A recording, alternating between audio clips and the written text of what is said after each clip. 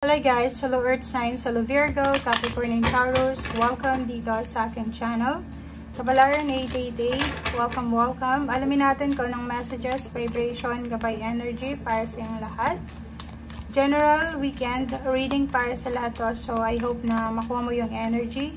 If bago ka sa channel ko, please like, share, and subscribe. Pakipress ang notification bell button guys, para kayo ang unang makapanood sa ating mga videos na ina-upload every day. Okay, Earth Signs, Amber, Tiger's Eye, and Angelite.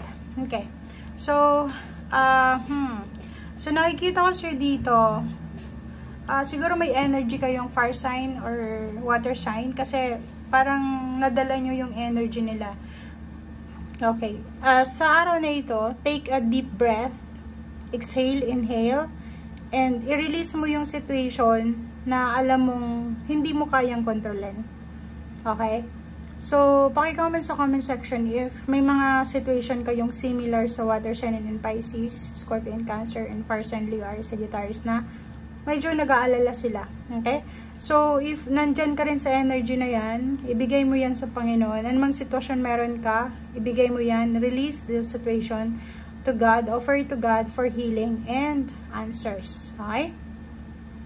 And next naman is self-confidence, true God confidence. Diba? So, magtiwala ka sa sarili mo by believing in God na siya ay tumutulong sa lahat ng ginagawa mo sa ngayon. Diba? Yun nga yung sabi ko doon sa fire sign na kung talagang naniniwala siya na ang God niya ay sobrang strong, dapat magtiwala siya. So, ganun din dito. Yung self-confidence mo, parang huhugutin mo siya sa confidence ng Panginoon. Diba? Alam natin na nandyan siya. God is merciful, God is love, God is our provider. So, bakit tayo matatakot? Parang ganun. So, believe in yourself, believe in God, and go with the flow, let it go. Hayaan mo kung anong mangyari. Okay? Spiritual or religious community. So, if wala kang ginagawa sa linggong ito or sa weekend na to, pwede kang mag-join sa mga religious community, association, or spiritual community na pare-pareho, like-minded people. Pwedeng for friendship, for charity, or para madagdagan yung spiritual growth mo. Okay? So, thank you.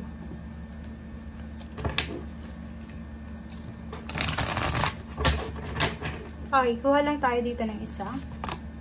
Okay, number 25, 7. Breakthrough to new dimensions. Wow. So, diba? So, kung makikita mo dito, isang pagbabago ang naghihintay sa'yo.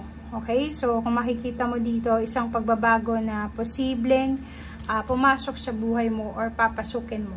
Okay?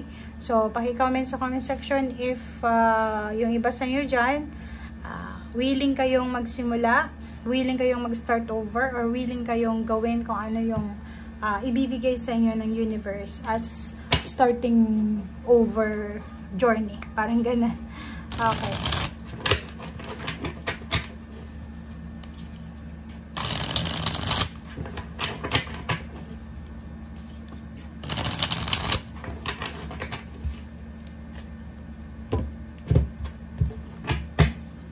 Okay.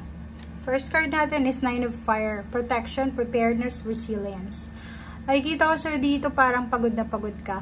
Pwedeng galing ka sa trabaho, galing ka sa problema sa financial mo, or nakikita ko sir dito na hindi ka na masaya siguro sa kung ano mang tong ginagawa mo.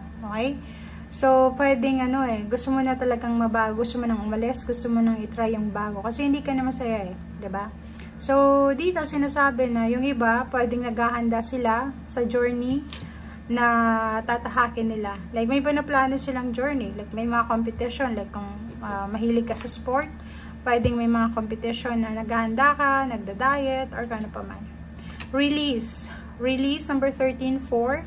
Yun, same din dito. Sinasabi ng barahan na may bagong horizon, may positive endings, pagbabago, and freedom ka na makukuha sa weekend na to. So, pwedeng ano man itong hinihintay mong endings, ano man itong hinihintay mong result or outcome, ito ay papabor sa'yo. So, it's a positive endings, new beginnings, transformation, and new success, new place, new movements, parang ganun. So, isang water sign, Pisces, Scorpion, Cancer, ang posibleng makakatulong sa'yo para maintindihan mo kung ano yung nangyayari sa buhay mo sa ngayon.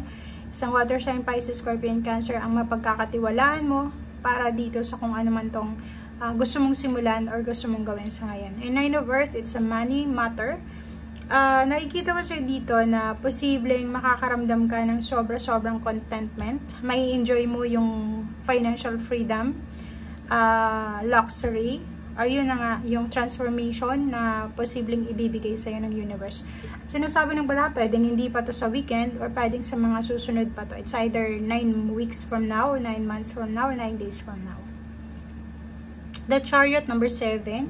Willpower, victory, recognition. So, ano man to, yun, is a confirmation guys, na kung ano man tong ginagawa mo sa ngayon, or ano man tong plano mo, ito ay magdadala sa'yo ng huge push sa buhay mo. So, sobra kang magiging confident.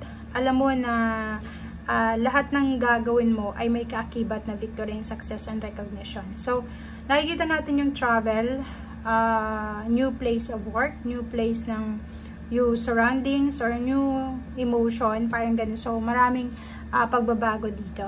Okay? Ang iba din sa inyo dito is pwedeng busy sa kanilang pagre-research. Okay? Busy sa kanilang, yung, di ba, yung may plano kang makapaglipat ng trabaho, maghanap ng mas mataas na sweldo, mas magandang lugar. Busy ka sa pagre-research. Di ba? And nakikita ko sa iyo dito yung sobrang focus. Naka-focus ka doon sa target mo. Okay? Hindi ka basta-basta gagawa ng isang desisyon na hindi mo pag-iisipan. Kasi focus ka eh. Okay? Yung iba din sa inyo dito, if you're single, looking for a relationship, babae ka man or lalaki, posibleng yung pagbabagong sinasabi sa'yo dito is tungkol sa relationship na pwedeng makatagpo ka ng isang tao na doon mo mararamdaman yung totoong pagmamahal. Yun. So, sobrang saya. So, nakikita ko sa'yo dito, siguro may iba sa inyo ngayon na ang focus nyo is relationship. Diba? Yung parang mas importante sa inyo yung relationship nyo kaysa sa money, parang ganun, financial. So, pinapakita ng bara sa'yo dito na kung saan mo ilalagay yung focus mo. Nasa iyo naman yun eh. Diba? Kanya-kanya kayo ng focus. Kung saan nyo ilalagay yung focus nyo, yung energy nyo, yung time nyo, doon naman talaga kayo magpo-prosper. Okay? Nakikita ko dito yung planning, partnering, and progress. Parang may mag-asawa, mag-boyfriend, mag-girlfriend, na posibleng nagpaplano sila sa mga gagawin nila sa future. So, sabi sa'yo dyan ng baraha, sobrang confident kayo. And handang-handa na kayo sa kung anumang adventure na susuungin nyo. Okay? So, parang nakikita ko sa'yo dito, naghihintay na lang kayo ng right timing. Ng right time, it's either yung expansion ng goals nyo is pwede nyong ma-execute siya 3 months from now. So, October, November, December. So, pwedeng January. So, kung ano man tong plano nyo, pwedeng January, yun yung simula ng execution ng plans nyo. Pero, ano na kayo, parang sigurado na. Parang nakikita natin dito na buo na yung plano. I-execute na lang. Yun lang yung hihintayan is yung month. Okay, so thank you for watching guys and see you again. Bye!